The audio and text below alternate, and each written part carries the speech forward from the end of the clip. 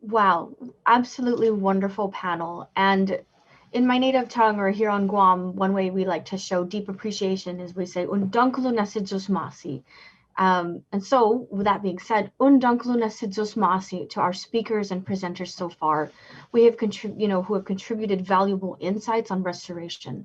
Welcome to those who just joined. I am your host Rosario Perez, and today we're discussing approaches to scaling up forest and landscape restoration. Reminder that the hashtag for today is hashtag restore together. Let's have a look at some of the comments that have been popping up on social media. It's really great to see people tuning in from around the world. And from here, we have people from Nepal, Nigeria, Nicaragua. And here's a few comments that we found. Forestry can be transformational in generating green jobs. Another one. Fantastic rapid presentations by the panel members and lots of online engagement. And we definitely love the online engagement, so keep them coming. And our last comment we're going to spotlight is Africa plays a major role in the fight against climate change through resilient forests and landscape restoration. Let's make a difference today for tomorrow. Absolutely to that comment. Well, without further ado, we will now have a short break. But before we do that, we're going to have a special message from Modi Pontio, Associate Director, Tree Kangaroo Conservation Program in Papua New Guinea. Community conservation champions of the Huon Peninsula, a model for community-based conservation in Papua New Guinea. Papua New Guinea's Huon Peninsula in Morobe Province is an extremely rugged mountainous area rising from the famed Coral Triangle to 4,000 meter peaks and blanketed in one of the world's largest remaining cloud forests. The peninsula's Yopno Urua Som, or YUS for short, region is dotted with 50 remote villages, home to 15,000 people who, under Papua New Guinea's customary land tenure system, collectively own and control their entire 1,600 square kilometer landscape, which is located at the back of this range of mountains here. These communities live a primarily subsistence lifestyle, relying on their natural resources and fertile soil just as their ancestors did for generations before them. However, community leaders in YUS noticed worrying challenges that previous generations had never experienced. Important resources were becoming scarce.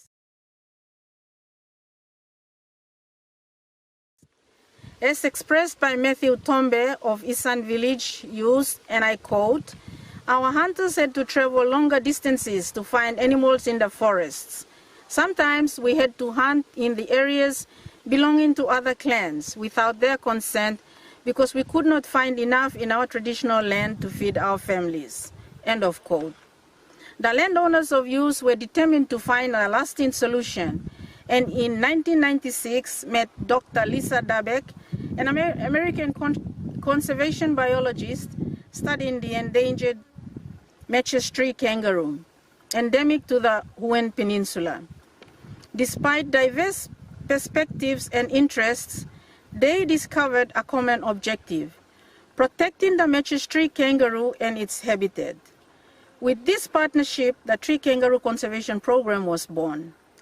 Over the years that followed, the YUS landowners, inspired by respected landowner Mambawe Manaono of Kambul village, traversed their landscape to advocate for conservation and sustainable use of their forests for the well-being of future generations. Together with the Tree Kangaroo Conservation Program, the landowners had an ambitious goal: collecting land pledges from dozens of clans across YUS and creating the country's first nationally recognized conservation area.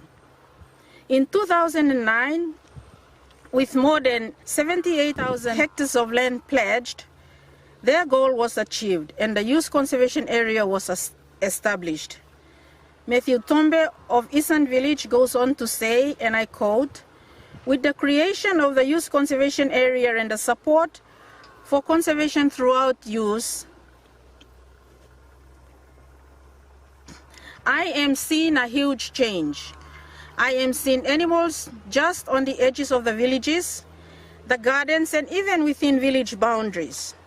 More and more YUS clans are pledging areas of their customary land for conservation so that they can contribute and benefit from these changes as well. End of quote.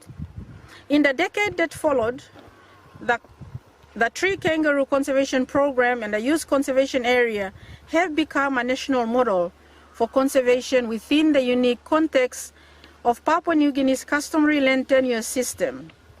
With support from Global Environment Facility through the United Nations Development Program, the Tree Kangaroo Conservation Program is building the capacity of local communities and other stakeholders